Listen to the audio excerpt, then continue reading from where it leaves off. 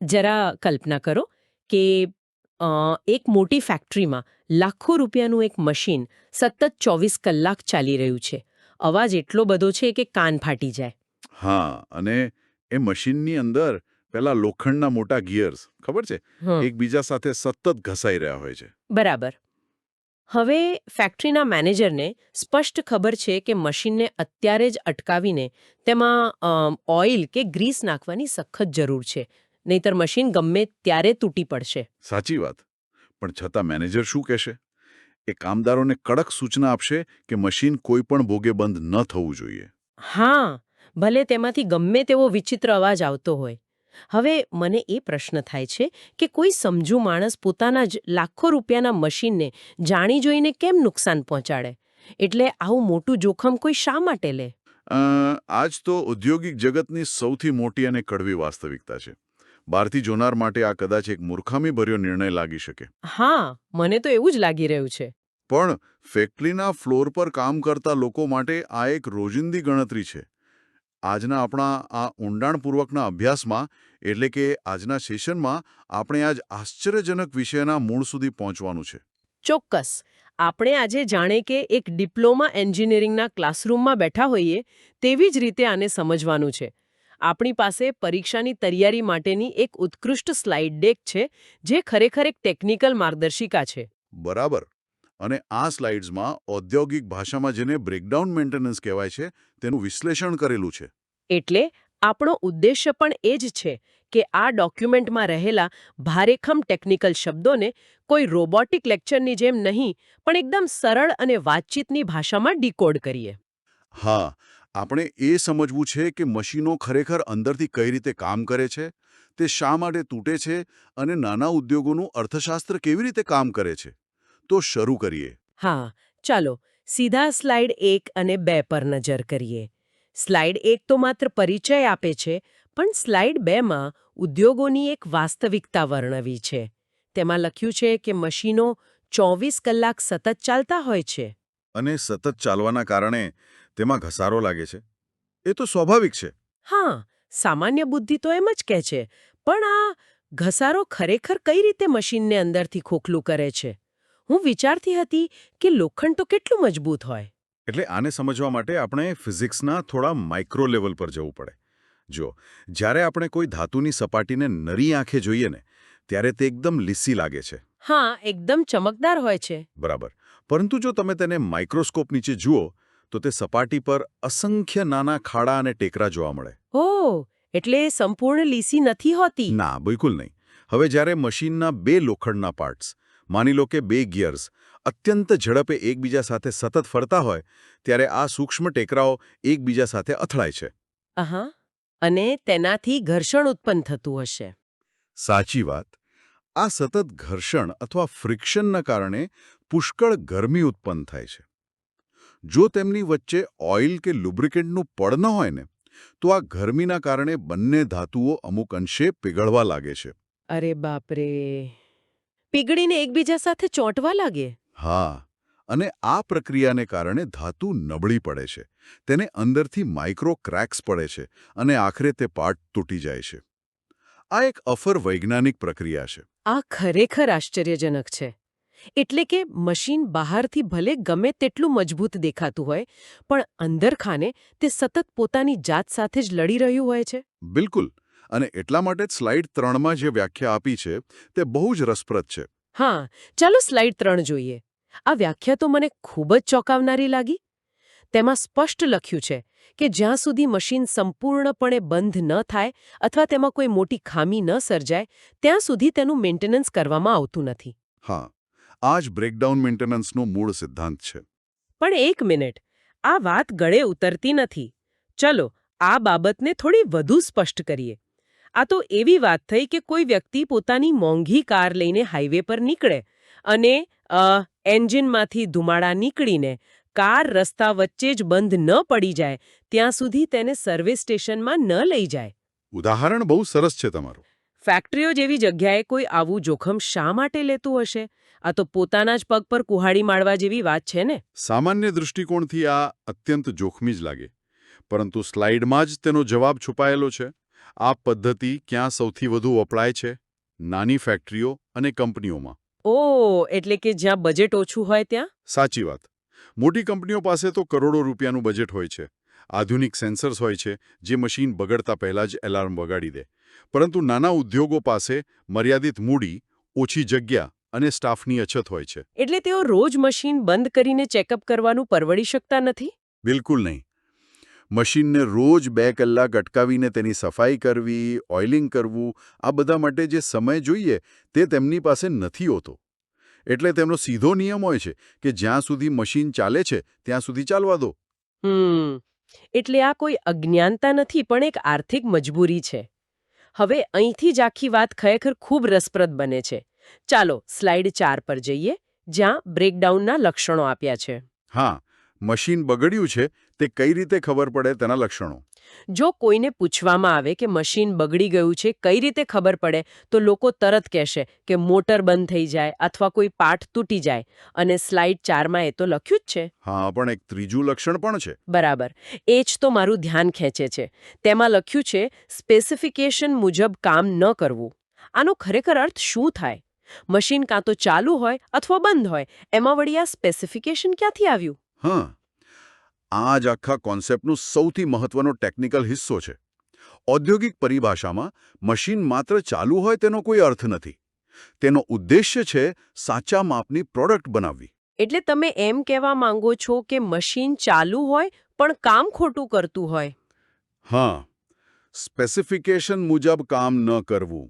એટલે કે મશીન ચાલુ છે, મોટર ફરે છે, પણ જે પ્રોડક્ટ બહાર આવે છે તેના ડાયમેન્શન ખોટા છે. આને થોડું પ્રેક્ટિકલ ઉદાહરણ આપીને સમજાવો ને. ધારો કે કોઈ બિસ્કિટ બનાવવાની ફેક્ટરી છે, તો તેમાં આ કઈ રીતે જોવા મળે? બહુ સરસ. ધારો કે એક બિસ્કિટ ફેક્ટરીમાં કટિંગ મશીન છે. તે રોલર ફરીને ગોળ બિસ્કિટ કાપે છે. હવે સમય જતાં તે કટરનું બેરિંગ માત્ર 2 મિલીમીટર જેટલું ઘસાઈ જાય છે. ઓકે, એટલે મશીન બંધ નથી પડ્યું. ના, મશીન તો ચાલુ જ છે. 1 મિનિટમાં 1000 બિસ્કિટ કાપી રહ્યું છે. પરંતુ બેરિંગ ઘસાવાને કારણે કટર થોડું ત્રાસું પડે છે. અચ્છા. પરિણામે ગોળ બિસ્કિટની જગ્યાએ લંબગોળ બિસ્કિટ બનવા લાગે. બિલકુલ. મશીન બંધ નથી, કોઈ પાર્ટ તૂટ્યો નથી, પરંતુ જે બિસ્કિટ બની રહ્યા છે તે બજારમાં વેચી શકાય તેમ નથી. એન્જિનિયરિંગની ભાષામાં આ પણ એક બ્રેકડાઉન જ છે. અરે વાહ, આ તો બહુ મોટો મુદ્દો છે. એટલે કે મશીન ચાલુ હોવા છતાં જો તે કચરો ઉત્પન્ન કરતું હોય તો તે બંધ મશીન કરતાં પણ વધુ ખતરનાક છે. સાચી વાત. કારણ કે જો મશીન બંધ થઈ જાય તો નુકસાન માત્ર સમયનું થાય. પણ જો મશીન ચાલુ રહીને ખોટા આકારની પ્રોડક્ટ બનાવે તો સમય બગડે, વીજળી વપરાય અને સૌથી મોટું નુકસાન એટલે કાચો માલ વેડફાઈ જાય. હા, અને જ્યાં સુધી કોઈ ક્વોલિટી ચેક કરવાવાળાનું ધ્યાન ન જાય ને ત્યાં સુધી હજારો રૂપિયાનો માલ કચરાપેટીમાં જતો રહે. આ ધીમું ઝેર છે જે કંપનીના નફાને ખાઈ જાય છે. ખરેખર. હવે જ્યારે આવો બ્રેકડાઉન થાય ત્યારે સ્લાઇડ 5 મુજબ તેને સુધારવાની આખી પ્રક્રિયા શું છે તે જોઈએ. મેં આ પ્રોટોકોલ જોયો અને મને તેમાં એક બહુ જ વિચિત્ર વસ્તુ લાગી. કઈ વસ્તુ? પ્રક્રિયાનું પહેલું સ્ટેપ છે પ્રોડક્શન વિભાગ દ્વારા લેખિત ફરિયાદ. હવે જરા વિચારો, મશીન બગડ્યું છે, ઉત્પાદન અટકી પડ્યું છે. આવા સમયે કોઈક ઓપરેટર બૂમ પાડીને મિકેનિકને બોલાવવાને બદલે લેખિતમાં ફરિયાદ કેમ કરે? આવા કટોકટીના સમયે ફોર્મ ભરવાનો સમય કોની પાસે હોય? આ પ્રશ્ન ખૂબ સ્વાભાવિક છે. પણ ફેક્ટરીમાં 2 મુખ્ય વિભાગો વચ્ચે હંમેશા એક કોલ્ડ વોર ચાલતું હોય છે. પ્રોડક્શન વિભાગ અને મેન્ટેનન્સ વિભાગ. એટલે બંને વચ્ચે ખેંચતાણ ચાલતી હોય. હા, પ્રોડક્શન વિભાગને વધુ ઉત્પાદન આપવું હોય અને મેન્ટેનન્સવાળાને મશીન સાચવવું હોય. જ્યારે મશીન બંધ પડે ત્યારે સાંજે મેનેજર પૂછે કે આજે માલ કેમ ઓછો બન્યો? તો પ્રોડક્શનવાળા મેન્ટેનન્સ પર આરોપ લગાવે? બિલકુલ. પ્રોડક્શનવાળા કહેશે કે અમે તો 2 કલાકથી બોલાવતા હતા અને મેન્ટેનન્સવાળા કહેશે કે અમને તો 10 મિનિટ પહેલાં જ ખબર પડી. આ બબાલ ટાળવા માટે લેખિત ફરિયાદ અત્યંત આવશ્યક છે. એટલે આ કોઈ કાગળિયા કરવાની પ્રક્રિયા નથી પણ જવાબદારી નક્કી કરવા માટે છે. તો બીજું સ્ટેપ છે મેન્ટેનન્સ ટીમનું ત્યાં આવવું. ત્રીજું છે ફોલ્ટ શોધીને રિપેરિંગ કરવું. પણ આ ચોથું સ્ટેપ ફરી મને અટકાવે છે. ઓપરેટરની હાજરીમાં મશીન ચાલુ કરી ચકાસણી કરવી, એ જ ને? હા, માત્ર મેન્ટેનન્સવાળા મિકેનિક પોતે જ મશીન ચાલુ કરીને ખાતરી કેમ નથી કરી લેતા? ઓપરેટરની સામે ટેસ્ટ કરવાનો શું અર્થ? અને ક્રોસ વેરિફિકેશન કહેવાય છે. ઘણીવાર એવું બને કે મિકેનિકને લાગે કે મશીન સુધરી ગયું છે, તે જતો રહે, પણ ઓપરેટર પાછો કાચો માલ નાખે એટલે મશીન ફરીથી એ જ લંબગોળ બિસ્કિટ કાઢવા લાગે. એટલે ફરીથી બધું બંધ કરવું પડે. હા, આ ઘર્ષણ ટાળવા માટે મિકેનિક ઓપરેટરની હાજરીમાં મશીન ચાલુ કરે, થોડું ઉત્પાદન કાઢીને બતાવે. જો ઓપરેટર સંતુષ્ટ થાય તો જ તે જોબ કાર્ડ પર સહી કરે. અને ત્યાર પછી જ 5મું સ્ટેપ આવે, જ્યાં મેન્ટેનન્સ ટીમ પરત ફરે અને ઉત્પાદન ફરી શરૂ થાય. આ બહુ સિસ્ટમેટિક અપ્રોચ છે. હવે ચાલો સ્લાઇડ 6 પર જઈએ. આ ચર્ચાનો સૌથી રસપ્રદ ભાગ, ખામીઓ પાછળનું વિજ્ઞાન અને માનવ સ્વભાવ. હા, અહીં 2 કારણો આપ્યા છે: અણધાર્યા કારણો અને અનુમાનિત કારણો. અણધાર્યા કારણો તો હું સમજી શકું છું. પાવર સપ્લાયમાં અચાનક સ્પાઇક આવે, મોટર બળી જાય. આની તો કોઈ અગાઉથી આગાહી ન કરી શકે. સાચી વાત. એના પર મેનેજમેન્ટનું કોઈ નિયંત્રણ નથી. પણ ખરી સમસ્યા અનુમાનિત કારણોમાં છે. હા, સ્લાઇડમાં લખ્યું છે કે અનુમાનિત કારણો એટલે ખબર હોવા છતાં સમયસર ઓઇલિંગ અને ગ્રીસિંગ ન કરવું. અને નીચે લખ્યું છે કે આ એક પ્રકારની જાણી જોઈને થયેલી ભૂલ છે. બિલકુલ. આ કોઈ છુપી વાત નથી હોતી. તો આ બધાનો મુખ્ય અર્થ શું કાઢવો? મને સમજાવો તે જ્યારે મેનેજરને ખબર જ છે કે ઓઇલિંગ નહીં કરીએ તો મશીન જામ થઈ જશે, તો પણ તેઓ તેને કેમ ચાલવા દે છે? શું આ માત્ર આળસ છે કે પછી કોઈ ગણતરીપૂર્વકનું પગલું? હા, આ માત્ર આળસ નથી. અહીં સીધો માનવ સ્વભાવ અને બિઝનેસ પ્રેશર કામ કરે છે. દરેક મેનેજરના માથે રોજના ઉત્પાદનનો આકરો ટાર્ગેટ હોય છે.